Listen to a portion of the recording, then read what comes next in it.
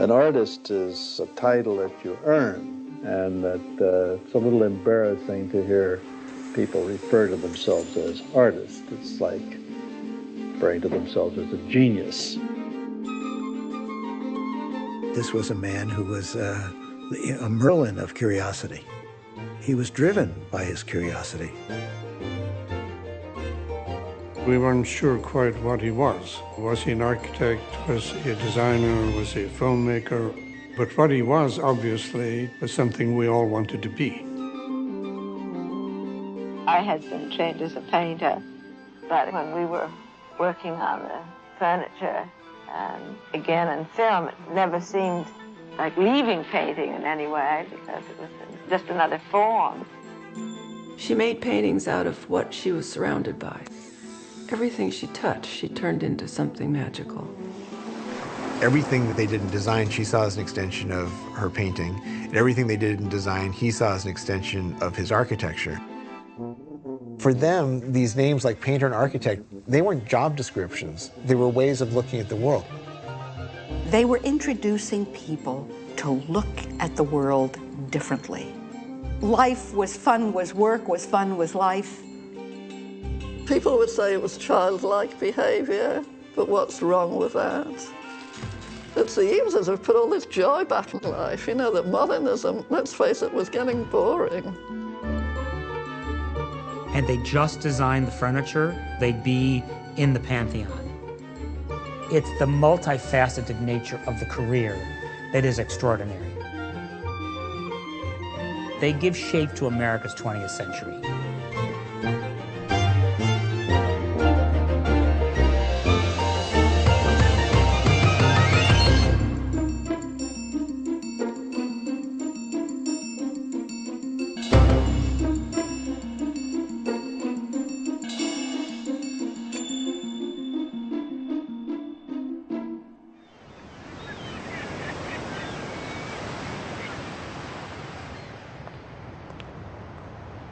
I came from an architectural office where there were individual tables with a conference room, and there was carpet on the floor, there were lights, we had drafting tables and all the equipment that you needed, et cetera, et cetera. I walk in the Eames office, and it was like walking into a circus. I walked in the door, and of course I immediately thought, got any jobs here? I'm just totally blown away by the patina on every surface of graphics, and there were models everywhere, and there was just stuff. I was just overwhelmed. I saw this incredible apparition of animation stands and photographs spread out on tables, models being lit for photography, a screening room, and a wonderful wood shop, saltwater tanks. There were Eames chairs with Steinberg drawings on them. Every kind of visual treat you can imagine. And I thought, I've come to work in Disneyland. If you had to take the roof off of it, you'd see that place changing constantly.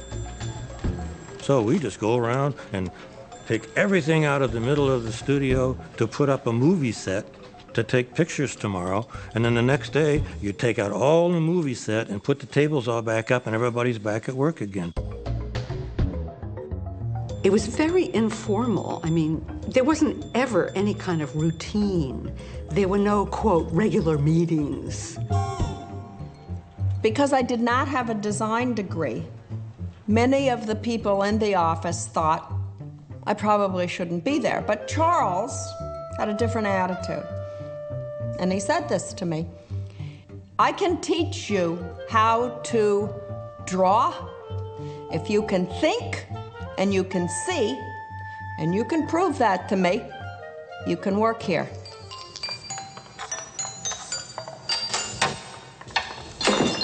For 4 decades, 901 Washington Boulevard in Venice Beach, California, was one of the most creative addresses on earth.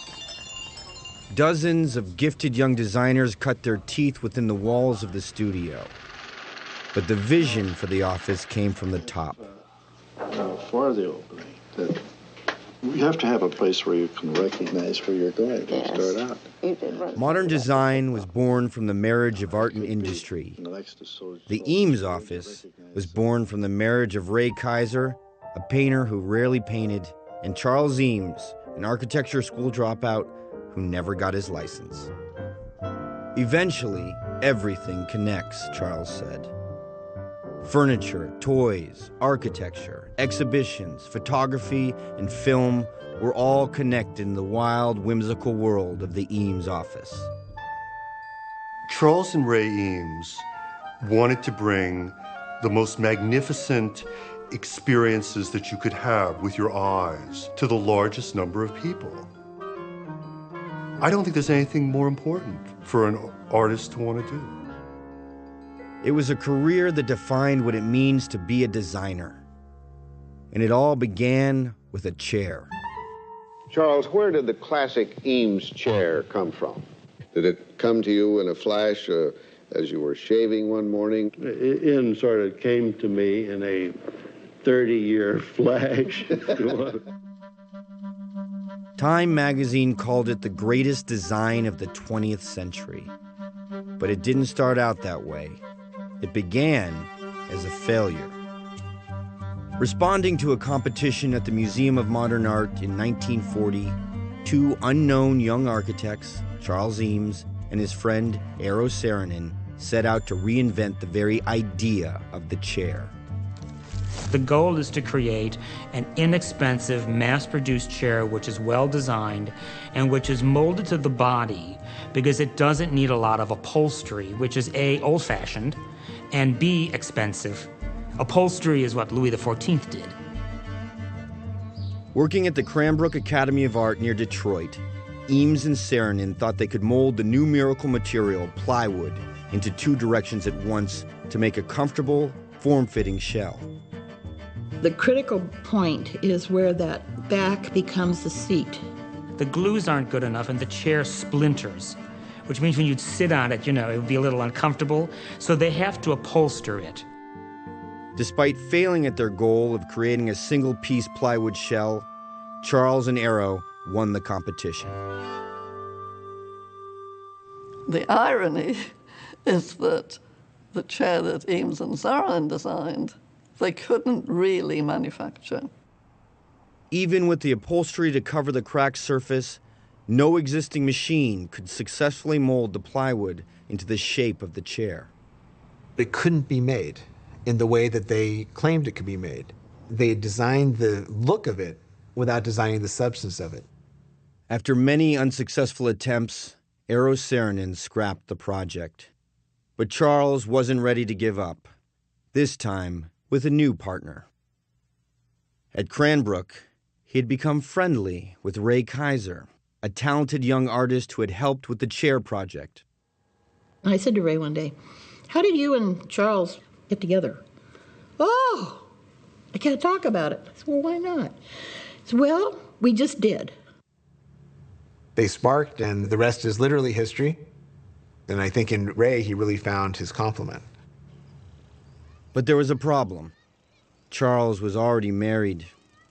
He had moved up to Cranbrook from St. Louis with his wife, Catherine, and his young daughter, Lucia. The love letters are Charles's letters to Ray, because the letters that Ray wrote back to Charles, Charles destroyed because he was married. They show Charles madly in love with her, there's no doubt about that. He talks about walking past the building that she used to look in and looking up at her window, and they are very moving. Those letters are talking about a joint future as artists together. I think his decision feels made. Ray certainly felt uncomfortable enough to leave Cranbrook and go away and think about what she was going to do thereafter. Catherine was a very impressive person. Knowing them both as I did, you can see why they didn't stay together. He really thought he had something to offer the world. And this was going to be a journey with a lot of unexpectedness. This was a journey that might not lead to success. And I think that maybe at that point in her life, this was not necessarily the place that Catherine wanted to go. But I think that maybe in Charles's mind, that he had wanted a life where love and work and life and work were all blended together. Charles quit his job at Cranbrook, and in one last letter to Ray, asked for her hand in marriage. His future with his new bride now depended on making the chair work.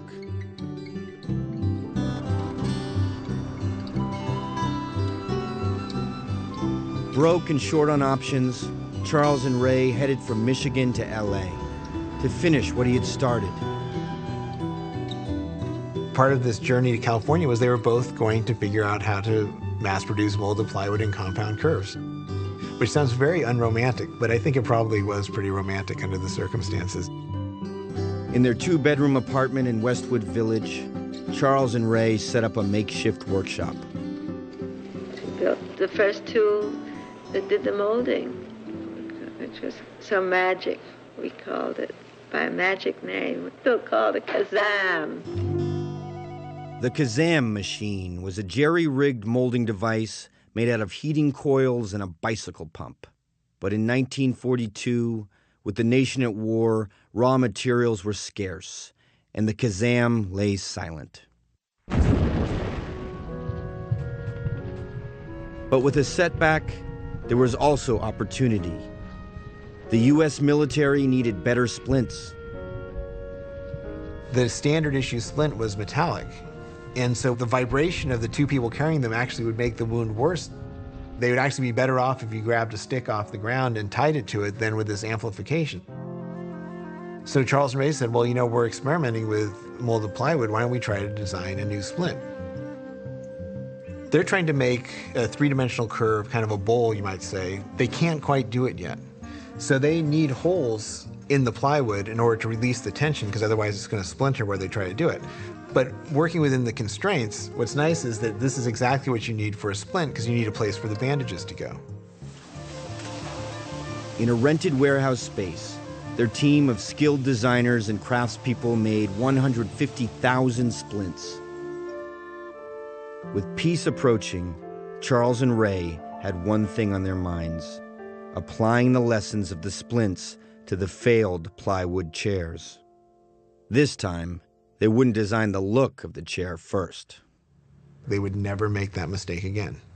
They would let the design flow from the learning. That meant knowing who they were serving. In Charles's words, it was always about being a good host to their guests. The people we wanted to serve were varied, and to begin with, we studied the shapes and postures of many types, averages and extremes. But it was more than just a search for the best chair design. It was the beginning of the Eames design process, a process of learning by doing. In the design of any structure, it is often the connection that provides the key to the solution. Never delegate understanding, Charles said. It would become a hallmark of Eames design, their secret ingredient. Charles said, yeah, there's a secret. First you have an idea, then you discard the idea, then you have 50 other ideas and you discard them, and then you do several models and they don't work and you throw them out. And the secret is work and work and work and work and work. The plywood furniture was good to go in 1946. Charles said of the furniture, "We wanted to make the best for the most, for the least." That sentiment struck a chord with the Herman Miller Furniture Company. Honest and simple in its use of materials, the plywood furniture was also affordable for the common man. Together, they would become one of the great success stories of the post-war era.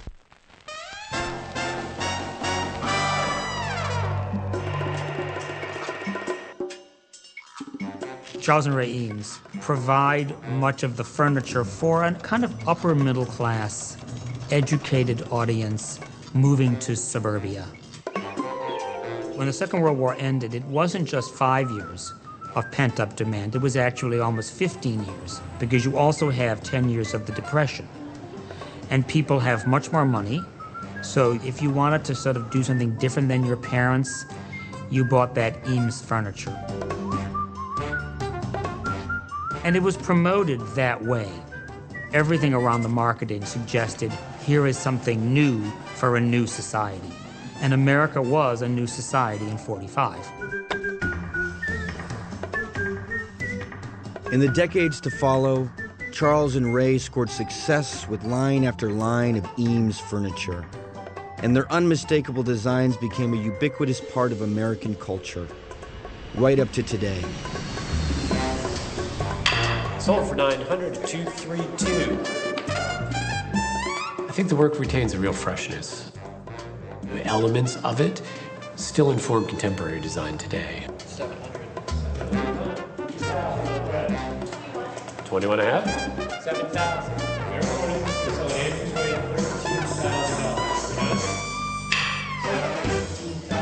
The rightness of the furniture will continue to appeal to new generations. The word Eames has now become a generic word. And if you go on eBay, it always says Eames era, blah, blah, blah. So it's become a word like Victorian. Maybe it's in a way accurate, because just like Queen Victoria represents an attitude, Eames also embodies a certain approach to life and to thinking.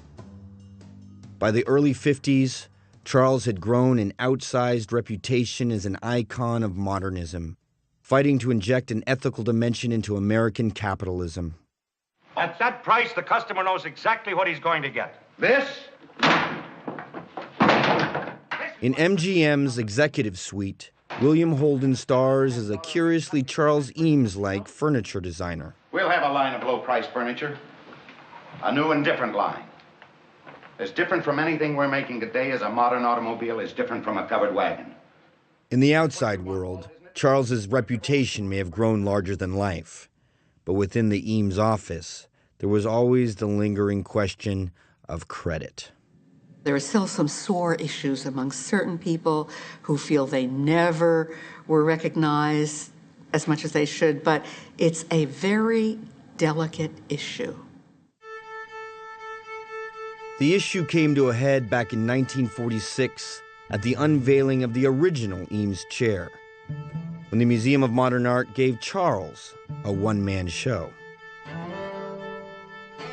MoMA gives the name Charles Eames, and this causes a certain tension in the office because it was thought to be a collaborative effort.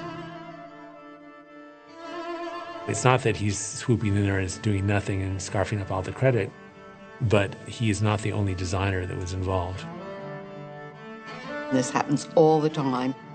A group of young people co-creating and influencing each other and inspiring each other, and then the question is who did what.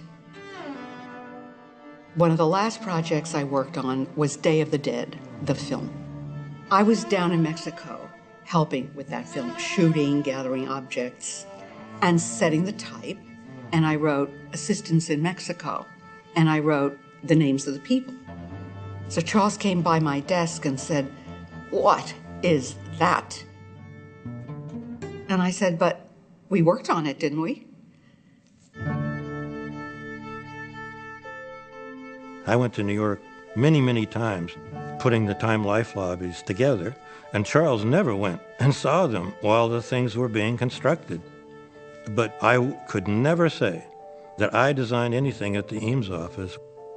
I never saw anything come out of there that was not signatured, by him and Ray. When a product comes out, it's a river. It starts at one point and it ends at another point.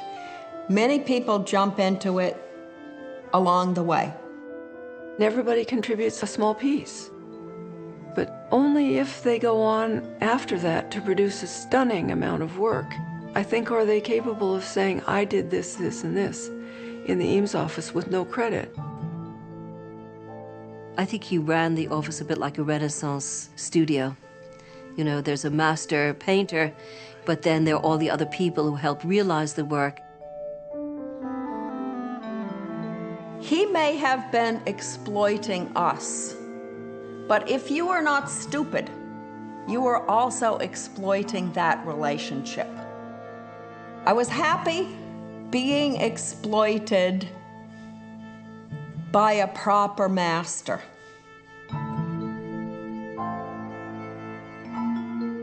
The most wonderful work is the conscience and the talents of a person who have every right to have their name on it, even though it's done by minions of other people.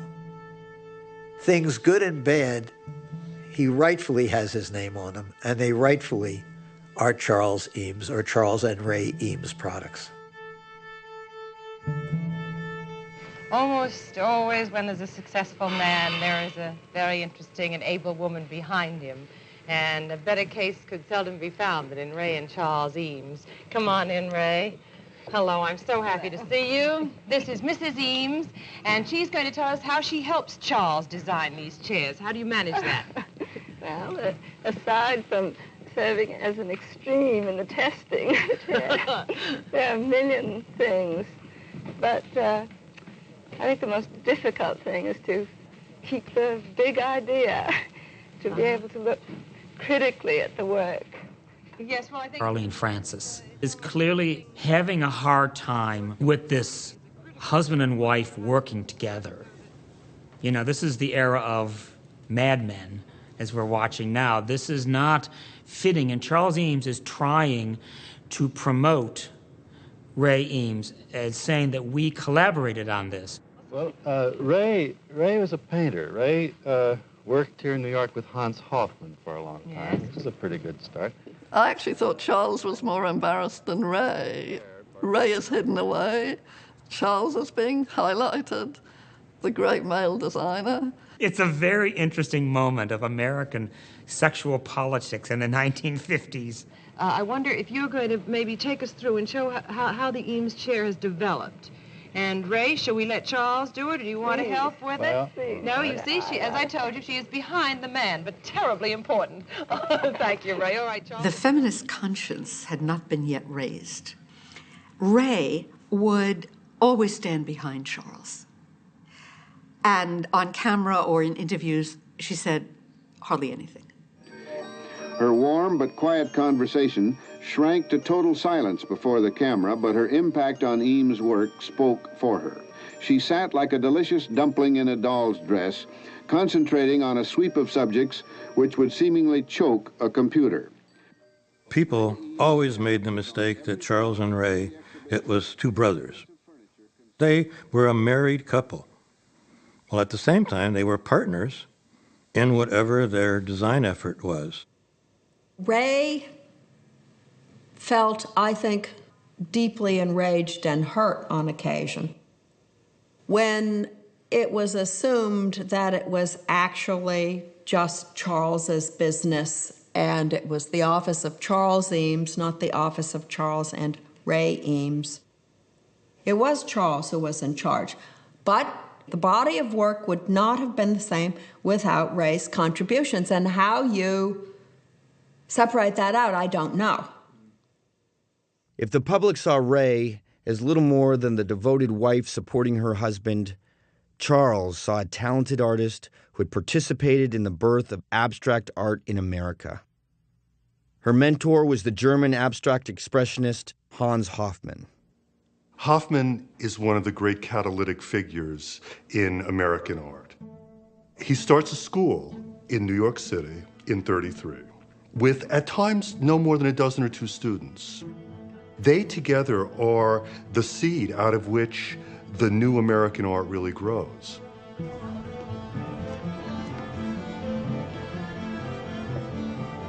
He was getting ideas from people like Mondrian, Paul Klee, Kandinsky, but he was communicating them not as textbook learning, but as this incredibly visceral sensation. And I have talked to people who remember him walking into the studio and looking at a drawing of theirs and tearing it down the middle, and then taking the two parts and moving them. And then suddenly something that had been very static was dynamic.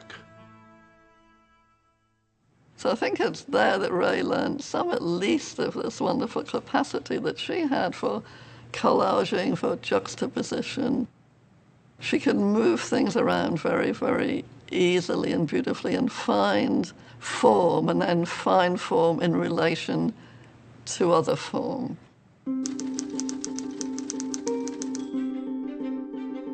Ray knew what was art and what was not. And Charles depended on her aesthetic genius. And she would put objects on shoots that would just bring the whole thing to life. By putting the stack of black wire chairs, naked, with the wooden bird with the little wire legs, gave you a very different feeling about those chairs. Charles could not deal with the idea that any of the furniture would have color on it. If you put a palette of colors in front of him, it's just like he couldn't handle it. It just went over his head. He deferred to her completely on color sense. She saw everything as a painting. She had these enormous eyes that were open like this all the time. And I think Charles was very dependent on that. You could just hear him say, "Ray," which meant come and help. At the Library of Congress, Ray's letters to a traveling Charles show her fastidious attention to every detail of their life and work. When she writes to Charles in Paris, and she's talking about the slides that he's just taken, and she has the sketch showing how she and Sandro and Don Albinson have changed the chair. And then she's going on about the films, and she's going about Elmer Bernstein. Then she tells him all the places to shop in Paris, and where to get his shoes, and where to get her gloves, and what the stitching should be like on the gloves, and how this perfume by Balmain is $55 an ounce here, but it's cheaper in Paris, and please get it for me. It's as if they were one individual with two different special areas. And a lot of it was unspoken. Just eye contact, a nodding of something, an idea that they both would agree on. So that's how you begin to separate their artistic personalities and their contributions. But the separating them isn't the important part. It's what they created together. That's why it's so good.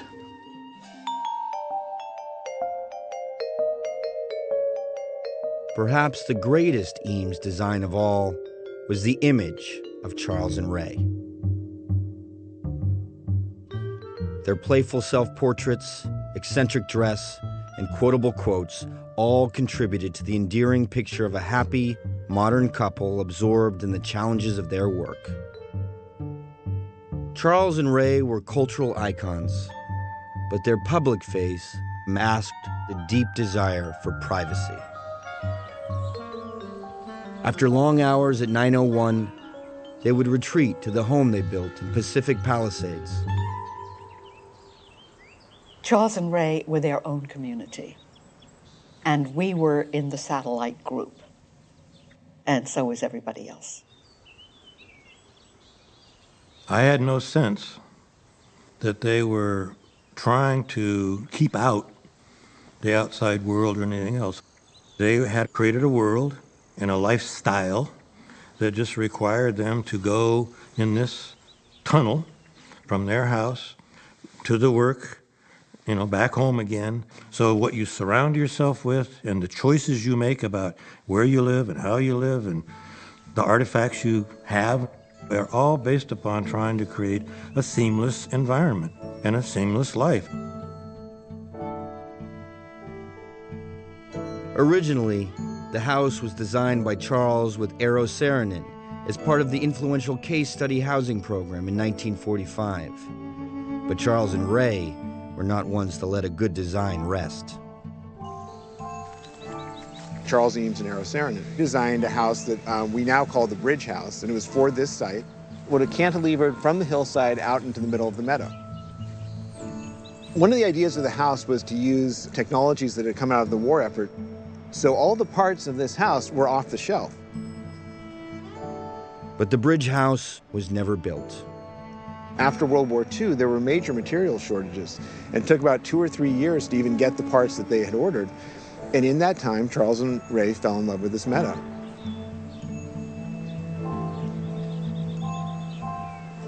Spent all our spare time here and began to think it would be criminal to put that house in the middle of the field.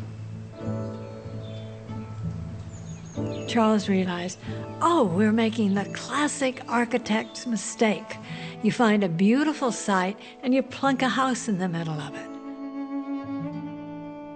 With the meadow in mind, Charles and Ray redesigned the Bridge House and began construction. It was relatively quick because they were relying on some form of prefabrication, of bringing materials to the site and assembling them. On Christmas Eve, 1949, Charles and Ray moved in.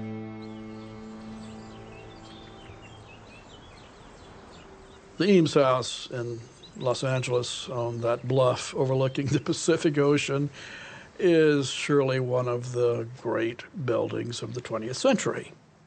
Known to architectural historians as Case Study House Number 8, it is the archetypal modern house, or at least it started that way.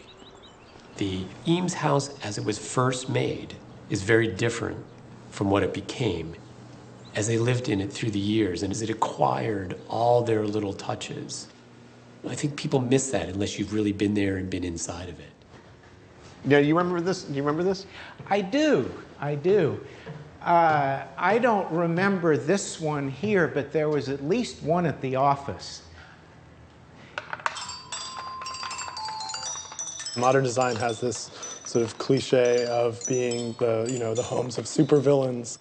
Very hard-edged things. You can't have, your Pepperidge Farm cookies on the kitchen counter because that's going to ruin, this perfect tableau of this perfect life that you live. But you would never look at the Eames house and think that.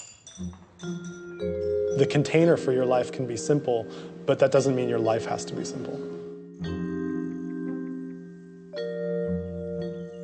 What was in the house was a combination of things that one hadn't seen before. There was a tumbleweed hanging from the ceiling. Well, now you can see a lot of tumbleweed around in people's houses, but in those days it was, and near the tumbleweed hanging from the ceiling, there were 2 Hans Hofmann paintings suspended from the deck of the roof. The floor was just another canvas for Ray. The ceiling was just another canvas. A sofa was a canvas for a collage of objects. She would have entirely all of her famous blue and white dishes stacked up, but she would have little red hearts or little red accents, and it was all perfect. I went to dinner at Ray and Charles's house one night, and it came to dessert. So what they had arranged for dessert was 3 bowls of flowers that they put in front of you to admire. So it was a visual dessert. I was really fucked off with that. I can tell you. I was really, because I hadn't eaten much, I was saving up for this. So I'm looking at these stupid flowers, I'm saying, what the hell is wrong with these people? So I got in my car and I drove out to the nearest Dairy Queen. Take your pleasure seriously, Charles said, and that's exactly what they did.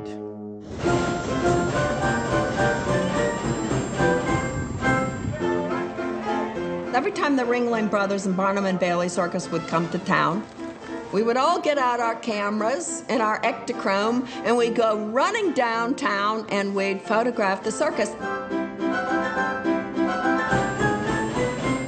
And he said, photograph. What? He said, anything you want to, just photograph.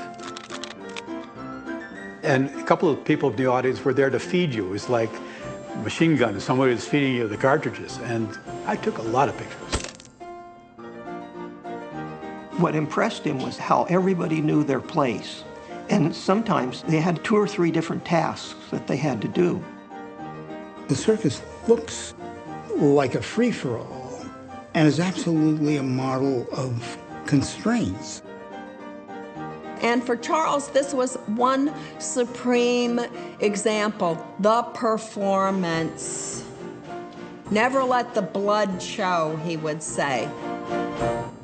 And this went back to his philosophy of no good design, no good performance without restrictions, without restraints, without rules. He goes to the circus and he just is overwhelmed by the richness of everything, you know, the costumes and the wagons and the tent. And he comes back and he's trying to, you can't turn a circus into a piece of furniture, but he's desperately wanting to. Charles and Ray did not turn the circus into a chair, but they did turn the Eames office into a circus.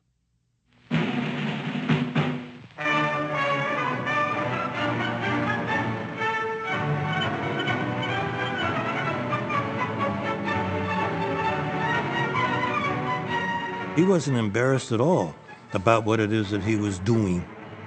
You know, he felt really confident about, yeah, this is a toy shop. I'm just having fun here. And you know, somehow or other you guys bring me money and tell me to go ahead, and I'm going to. Royalties from Herman Miller gave Charles the freedom to move beyond his reputation as a designer of modern furniture. Herman Miller was always after him to do more chairs, and he would do chairs every now and then. But I don't think he liked to think of himself or have others think of him as the chair designer.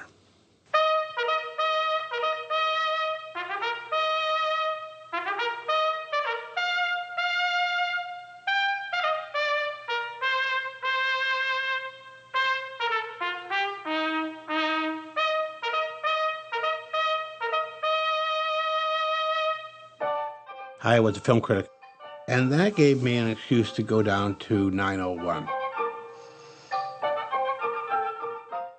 I fell in love with the whole concept of 901, which is a kind of Renaissance art workshop where they did everything. At the time, he was considered a kind of cutesy, passe little filmmaker, but no one had ever written about the films.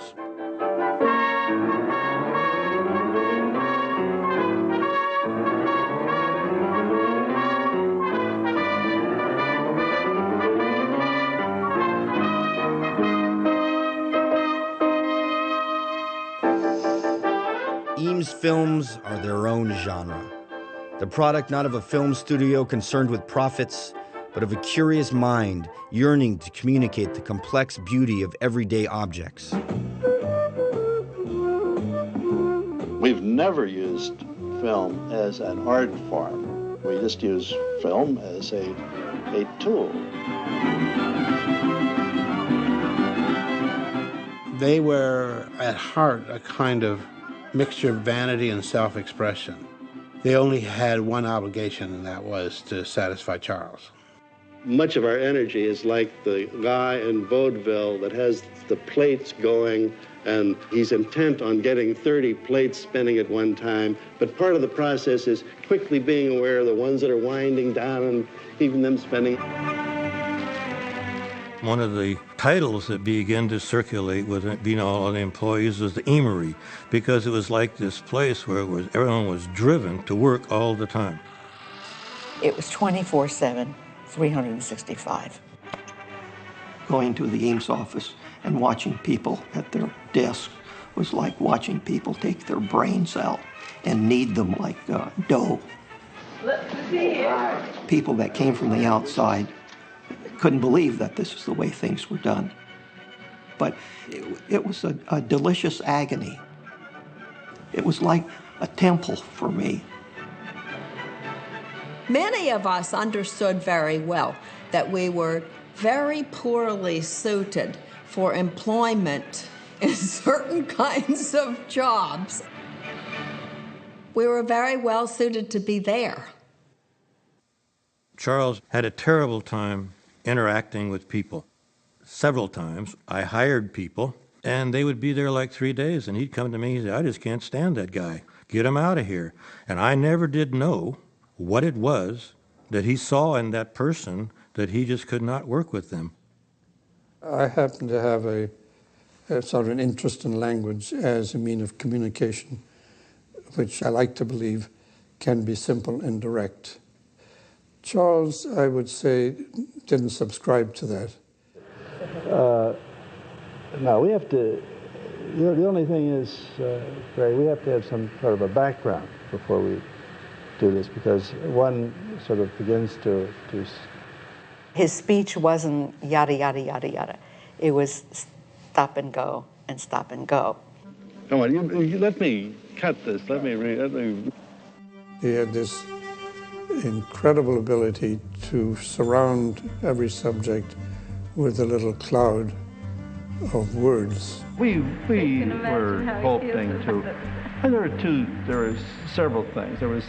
You finally got the message at the end of about 15 or 20 minutes of wondering, what the hell is he talking about? It finally dawned on you that he was telling you you were an absolute clown because you did something wrong. This one is going to have something to do with what I think of as the new covetables. He appeared one day at a conference at UCLA, and he started to speak, and it just ran right off the track. Looked up and he said, I'm sorry, I just isn't going to work today. And somebody said, no. So he said, well, give me a minute. So he put his head down, and everybody waited. And it took about 2 minutes, and he raised up, and he just took off. Boom. Reams of paper. What you do with a ream of paper can never quite come up to what the paper offers in itself. He knew where his center was. And there are not a lot of people that can do that. I have buttons that get pushed, but I don't know where my center is. For Charles, knowing where his center was meant working for powerful clients without compromising his ideals. And making a film to represent the United States in communist Russia in 1959 would put that philosophy to the test.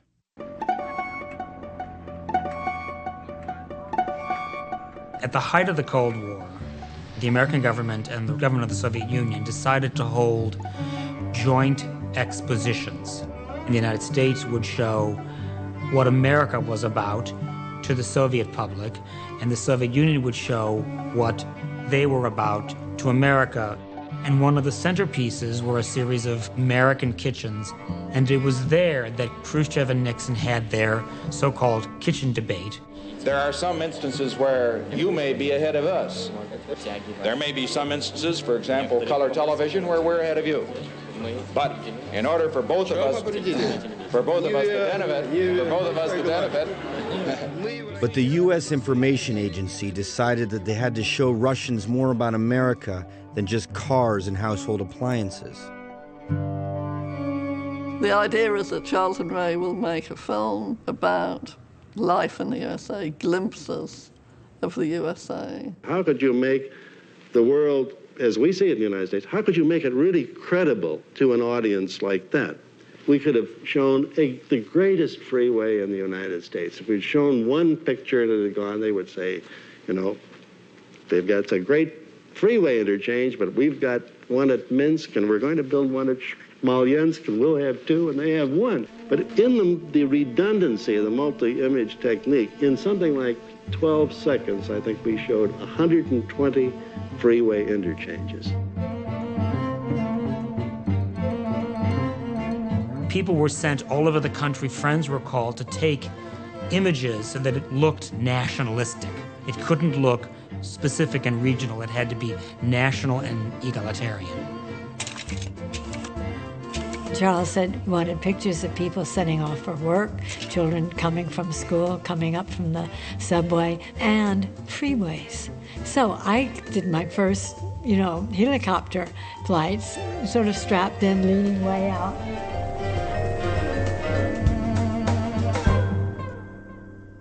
think the State Department had sort of envisioned having lots of troop marches, and Charles said he'd do the film, but he didn't want to have it reviewed before it was shown.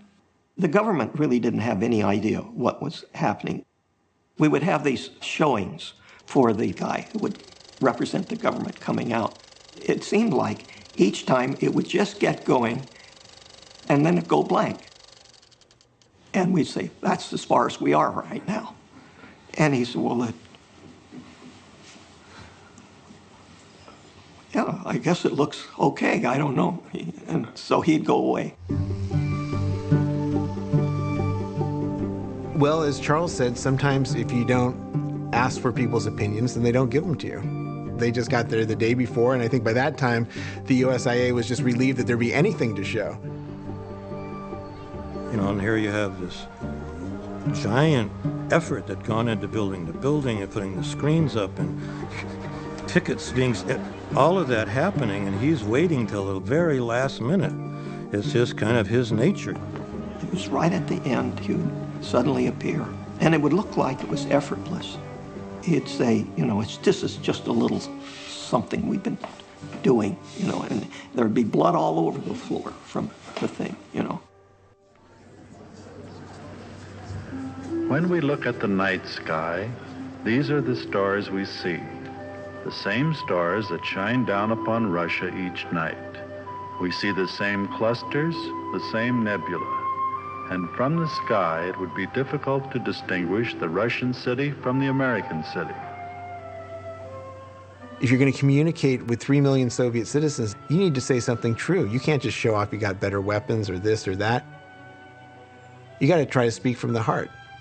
And they did.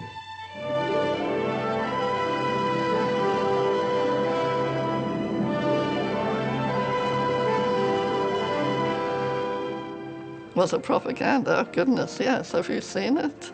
Yes, it's selling the US, and it's selling, I think, a very sanitized USA.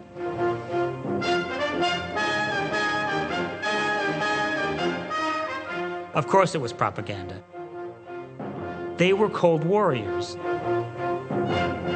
The difference is I believe they genuinely believed it.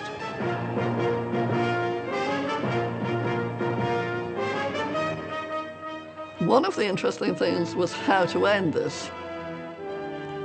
Charles had this idea of a jet plane. Ray still felt this might be a bit hard-edged, could have military implications. We never had an ending. And one day Ray walked in and said, "Forget-me-nots." Charles said, "Okay, forget-me-nots."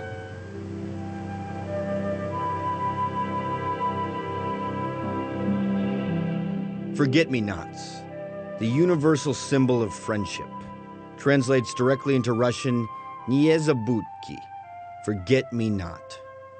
They describe Nikita Khrushchev with tears running down his cheeks. So you have this wonderful sort of double ending of the simplicity of the flower, but then this forget-me-not. And it worked like the best Hollywood movie. The Moscow show made Charles and Ray newly famous, not as designers of furniture, but as communicators. Communicators who used images rather than words.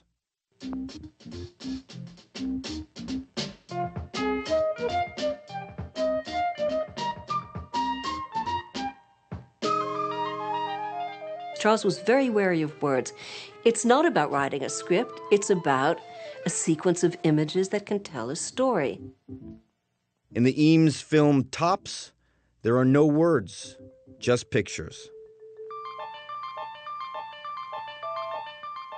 In a way, the film is a kind of an essay about the nature and meaning of a top.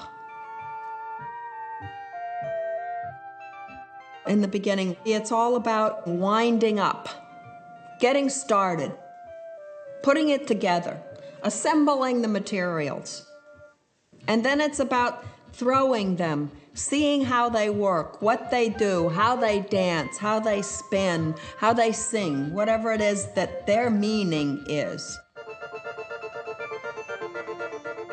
But then you come to one moment where there's an architectural plan on the tabletop, a blueprint, and what spins is the thumbtack. And you realize you have suddenly gotten directly into the essence of what it means to be a top. Things have meaning, things have personality, things express ideas. Many designers were and still are happy with the manipulation of objects. He was only truly deeply happy manipulating an idea.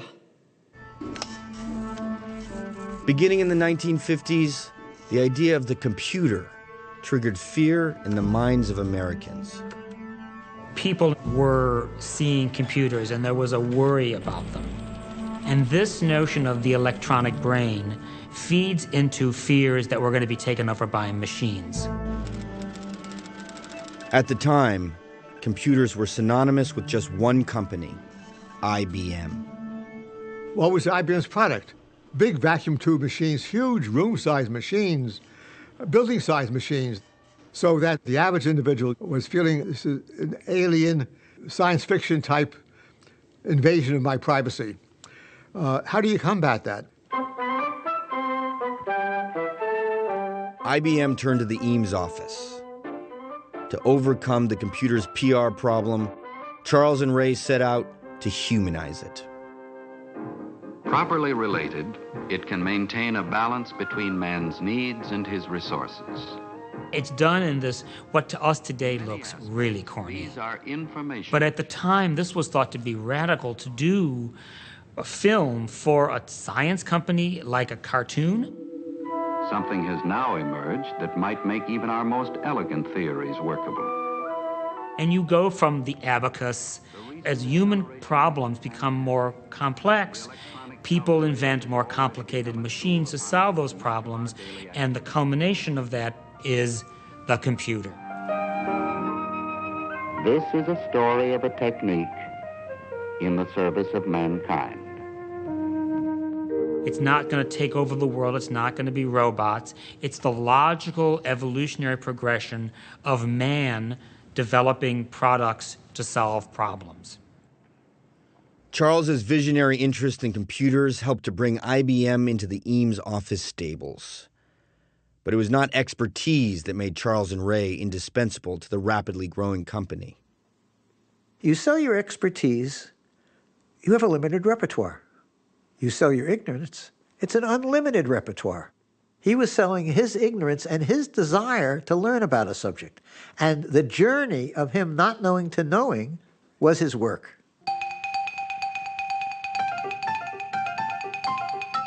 Over 2 decades, Charles and Ray would complete dozens of projects, large and small, for IBM. But perhaps the most bold was their pavilion for the 1964 New York World's Fair. A 1.2-acre experimental space celebrating the role of computers in everyday life.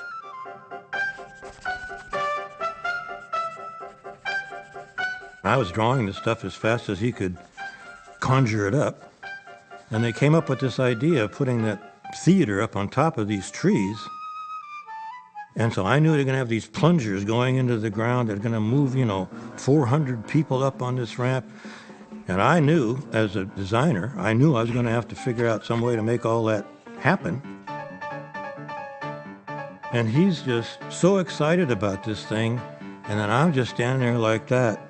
And I said, Charles, this is just nuts. And he says, yeah, and no one has told us not to do it. For the show in Moscow, they had used 7 screens. But at the IBM Pavilion, there were 22. Charles was very big on making people feel welcome. You don't just get them in an auditorium and show the film. You have a host. But it was very hard. Everything you said not only had to be memorized and rehearsed, but it had to be timed so when you pointed to this screen, what you were talking about appeared on this screen, and the same with that screen and all the others. But the problem was the host had a nervous breakdown. As Charles and Ray's reputation as visual communicators grew, so did their list of corporate clients. N is for navigation equipment, network protectors, nuclear plant control, nuclear reactor plants for surface ships and submarines.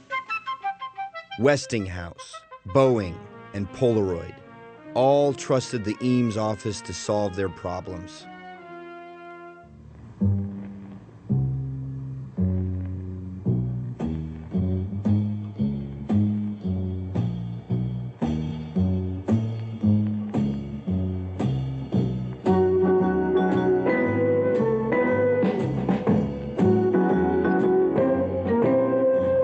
When the office was hired by Alcoa to show off the uses of aluminum, they built a solar-powered do-nothing machine, which did exactly that. That was in the golden years when the heads of corporations would speak a chair away from the designer. So that if you needed to talk to somebody, you talked to the decision maker. You didn't talk to a manager who talked to a director, who talked to a chief director, who talked to a vice president, who talked to a senior vice president, who talked to an executive vice president, who was allowed to talk to God. Almost never was there a dissenting voice.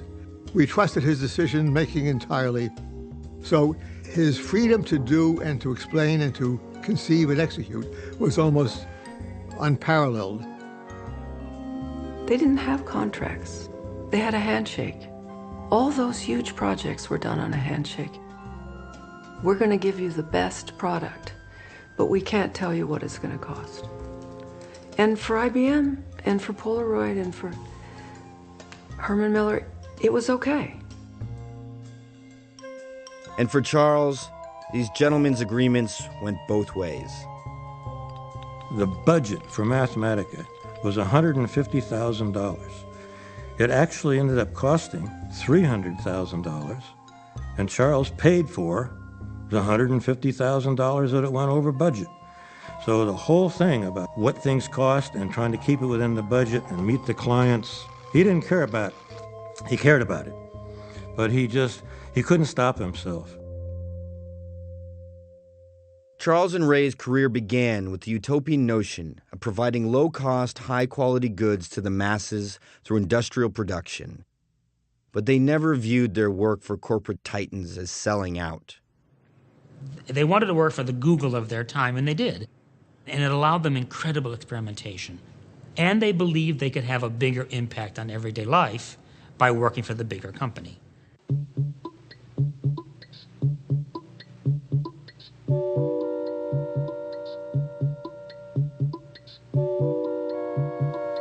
IBM shared Charles's concern that American kids were falling behind in math and science.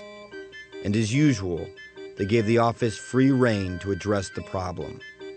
Maybe, Charles felt, a film could help.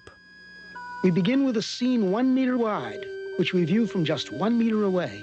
Now, every 10 seconds, we will look from 10 times farther away, and our field of view will be 10 times wider. Powers of 10 would become the best known of all the Eames films, viewed in countless classrooms and copied freely by filmmakers around the world. Everyone has seen Powers of 10. They may not have seen the version Charles did, but they have seen one of the countless rip-offs of that film. 10 to the 6th, a 1 with 6 zeros, 1,000,000 meters. Soon the Earth will show as a solid sphere. Nobody had done a movie like that. We're able to see the whole Earth now. How can you fail doing a cosmic zoom in and out from all that is? And so the concept is all by itself mind-blowing. The trip back to the picnic on the lakefront will be a sped-up version, reducing the distance to the Earth's surface by 1 power of 10 every 2 seconds. There's excessive information, dizzying information.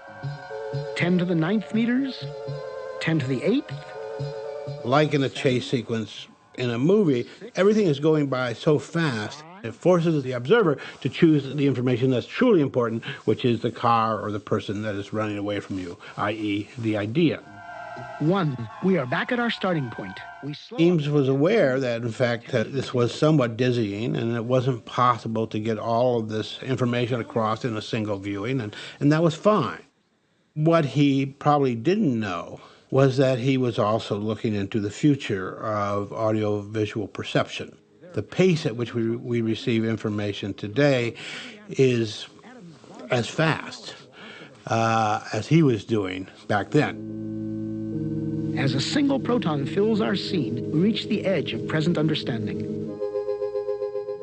As time went on, Charles became more and more and more interested in ideas, especially science and mathematics. Ray was less engaged. I mean, I am no mathematician, and I am not an architect. I haven't had certain training, so I just try to help in the way that in any way I can. I don't stop to think whether I can. I just go as far as I can, and if I can't, I can't. I think Ray may have suffered from a feeling of marginalization because some of those last projects were heavy on ideas and not as heavy on the kind of visual richness that was Ray's forte. She's no longer as instrumental in the entire thing. She can apply an aesthetic, she can dress a set and so on, but she's no longer as central. Ray's exquisite taste, her eye for form and color, made her indispensable to the office. But it could also be a terrible burden.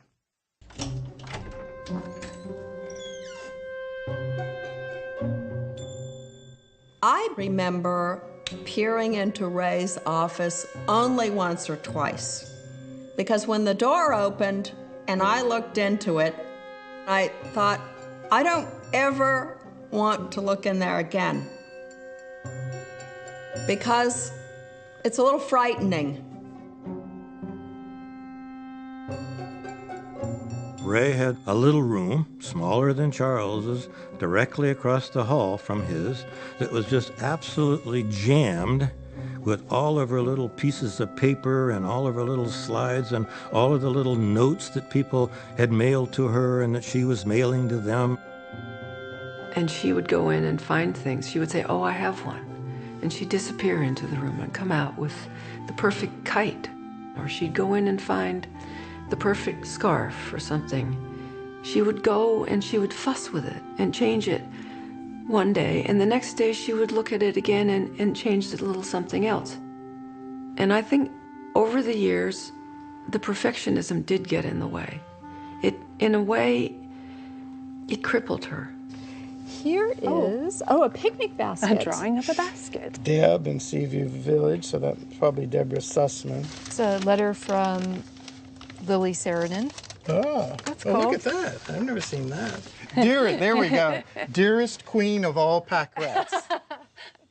I think it was almost a nervous tic with her. She was constantly making notes, and usually on the back of Benson & Hedges wrappers. This is one of the wrappers, and on this side, she designed something that looks very reminiscent of some of her fabric designs.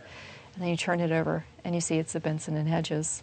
And on this side are notes she made for lighting of the puppet shows at the IBM Pavilion.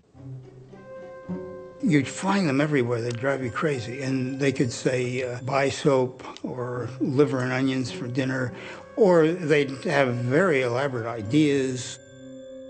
She had her suits made and they had pockets that went all the way to the hem. So whatever she wanted to keep, she would just shove in the pockets. So what would happen with these notes? Well, for a time, she asked the staff to try to type them up, and I think it became too overwhelming for the staff. It was such an avalanche of notes. Ray didn't communicate like everybody else does. She expected that you pre-understood what she was talking about. The people who didn't make the effort would sometimes use the epithet crazy Razy, simply because they didn't understand her. But Ray's not crazy. She's brilliant. And Ray had a lot of competition for Charles's attention, which I don't think anybody ever really gave her credit for.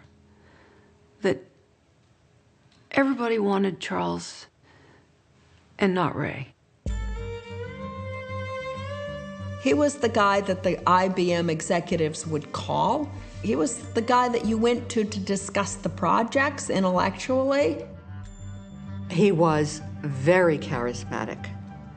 Charles was extremely charismatic. He was very charismatic. He was very handsome. He was very handsome and very charismatic. I know that word is really overused, but he was.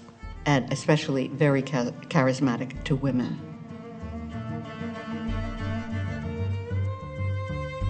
He reminded me of Henry Fonda. And I met Henry Fonda one time, and I told Henry Fonda this, that I thought they looked alike, and he said, that's a compliment. I mean, he had this dimples, and he was shucks kind of guy. He was handsome and smart and cool. So, you know, that's a kind of lethal combination. It was the vision, it was the personality, it was the charm, it was the unexpected, it was the person. This is just a small selection of letters that I went through to find things that pertain particularly to the work. In the next few weeks, I must pull together a preliminary film for the Franklin and Jefferson show.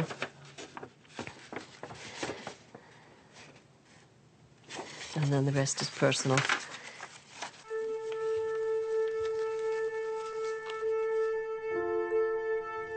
I think their marriage, it was a mystery to everybody in a way.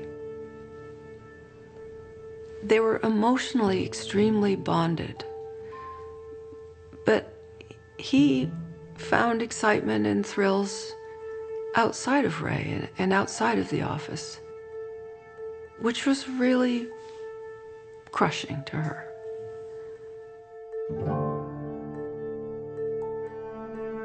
I met him when he was on the visiting committee for the architecture department at MIT, and I was a young assistant professor.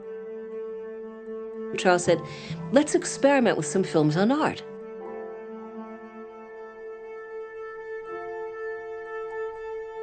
I have many, many letters, extraordinary letters, because we didn't live in the same city, and we tried to see each other as we could. He had come to London, and I was there, and I could not get away. And he said, I will come and stand in front of the house at a certain time. And I slipped out of this rather formal dinner, and there he was. And we just looked at each other.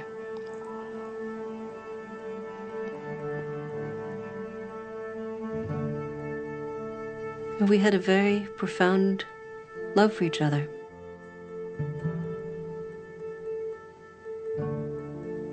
He wanted very much for us to get married and to have a child and to close. He wanted to close the Eames office in Venice, which he found very burdensome, and for us to open an office together in New York.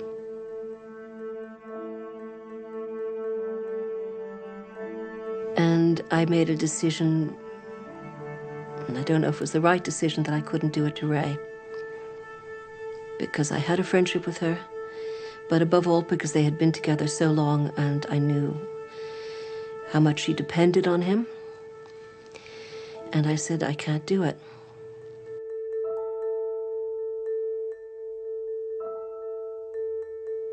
Ray dealt with it very privately. She was hurt deeply, but she wasn't the kind of person who would have said, it's me or her. I don't think she wanted to leave. I think it was something that she had to accept. This wasn't the era of easy come, easy go relationships. There was too much shared life and community. And the fact that he had other relationships outside of the office, he seemed to be constructed that way. But there is a position that I think is nonsense, which is to say that because Charles was having a relationship with somebody else, that he couldn't then carry on a collaboration with Ray. I mean, that clearly didn't happen. In fact, Charles and Ray were about to collaborate on the largest, most complex project the office would ever undertake. For the nation's bicentennial celebration in 1976, the Eames office designed The World of Franklin and Jefferson, a traveling show made up of 3 films, 40,000 words translated into 4 languages, and thousands of photographs and objects, including a stuffed bison. When Franklin and Jefferson opened in Paris, it was seen by 50,000 people in 2 months. More than 1,000 visitors saw it each day in London and Warsaw. But when it came to New York, the reception was different. When it appeared at the Metropolitan Museum of Art, the New York Times reviewed it, and the headline was, "What is this stuff doing at the Met?" It was one of the first times the Eameses were ever criticized. It had an enormous amount of text. Nobody could have possibly read it all. It was so dense. The show was a bit picky for me. Too many little objects that I would remember none. It was too many things to see. I can remember about 10 things. He knew so much about all these things, he couldn't edit out something. These are things of the period and the time from Mount Vernon. They were all so interesting to him. And he was familiar with it, and he could see all these connections. But you can't keep it all in your head if you're not that familiar with it. You could call it clutter, but that's not what Charles would have called it, because clutter is just stuff that's dropped and abandoned and forgotten and left there. It was dense and it was complex, but there was a mind at work placing it there. Whether you, as the recipient, were willing and able to accept that's another question. They're pushing up against the envelope of what technology could do, because they're trying to give the visitor a hypertext experience, but they're doing it in physical space, and it doesn't work. They are anticipating what the computer can do today very easily with layering text and giving you at different levels. So it's a failure, but it's an honest failure.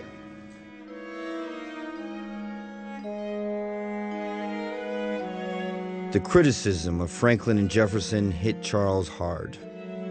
The Franklin and Jefferson show was an exhausting show because it was huge. And I think sort of the machinery of doing that was just tiring. I saw Charles at his happiest when he was getting to do a lot of photography. And he was very engaged directly on the creative process of doing the photographs, which led me to the idea that maybe he felt he was missing something, because he had had to transition to more of an executive position at the office. It was very hard for him because he didn't really have a successor. And for the years that I was there, he was always looking for the perfect person. It was a battle. One day with the IBM representative, Mike Sullivan, and Mike said, "Why don't you shut this down?" And he said, "I'd like to." And Sullivan said, "What would you do?" And he said, "I'd just travel and shoot, But he said, "I don't know what to do about Ray closing the office." He was tired. And I don't know if it was his heart, but he was cold a lot. I brought him one morning.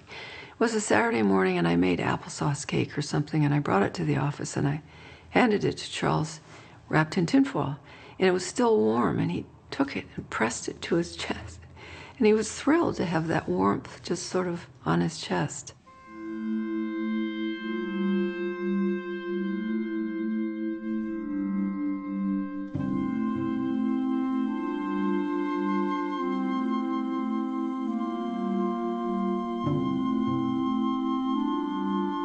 I was out of the office the day that he died. It was, in a way, it was expected. It just didn't seem possible. I mean, I knew that some people that Charles worked with, men in the East, wept. He was such a dominant force in the lives of designers that it was like there was suddenly a big empty hole.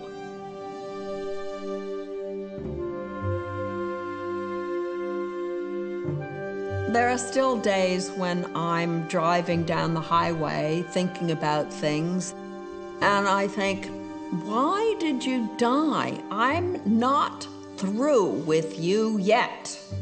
I haven't finished asking you the questions I wanted to ask.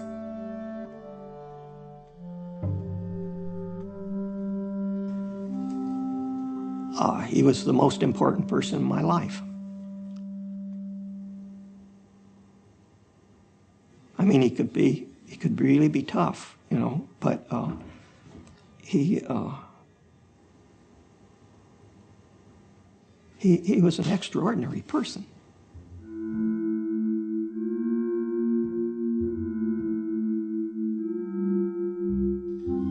After Charles died, suddenly Ray was the head of the office.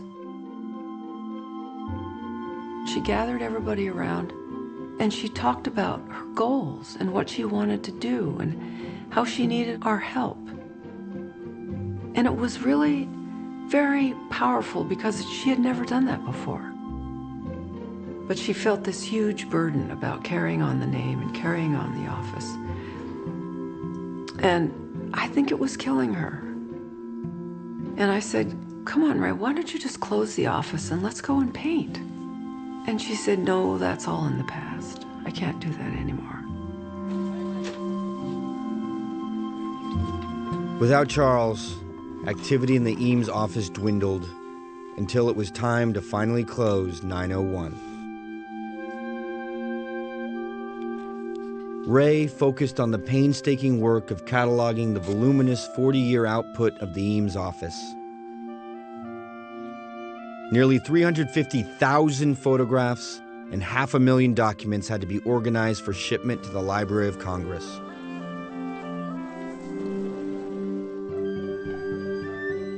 But over the years, a new generation lifted Ray from Charles's shadow, discovering in her exuberant design sense a refreshing alternative to the austerity of modernism.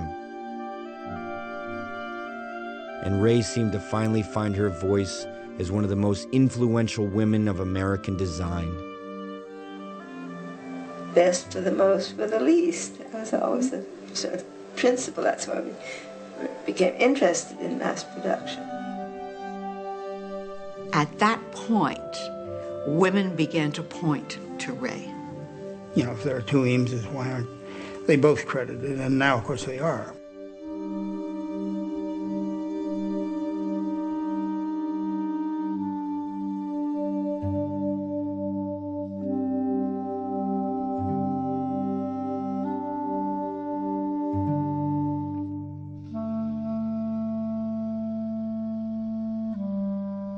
She kept saying in the hospital, what day is it? And I would say, it's Wednesday the 18th. And she would say, oh. And then the next time I would come, she would say, what day is it? It's Thursday. Oh.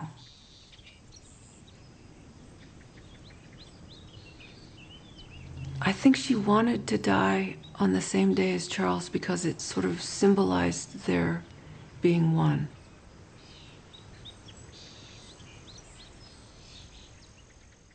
Her last statement was one of being with Charles.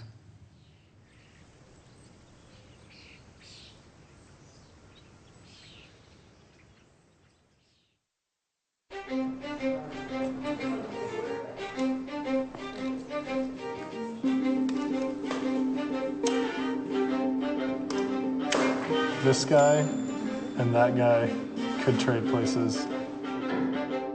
There's probably an Eames chair literally in every single issue that we've ever published. You know, you could go from the DAX to the DSS to the LCW. You know, you get this whole range. Clockwise, just a little. I mean, just a little. Yeah. The furniture still has a quality that every young designer is searching for because of the amount of thought that's been put into it by everyone whose hands touch the project. I think you see that optimism of the American spirit in their design. They provided just a great blueprint for how we could live our lives. What furniture designers ever have produced 40 to 50 pieces of furniture that have been in production for 5 decades. But the other thing is the shared joy, that aspect of play. No one else, I think, had that combination of the pragmatic and the aesthetic. 7? They love to say, we don't do art. We solve problems. It's the process. It's how do we get from where we are to where we want to be. Grasp the rear of the viewfinder cap. Charles and Ray were always looking to the future. They weren't sort of sitting around telling war stories about organic furniture. What they were doing is like, what's the next thing? They were there for the major moments in American history, and they were really pioneers of the information age. The visitor can try out the computer as a carrier of information. The breadth of the work is extraordinary, but there is also a unifying theme of beauty and a desire to reach a broad audience. So if it was pulled forward a little bit, every designer owes them some amount of debt, but at the same time, part of that debt should be to kind of take what they did and move beyond it.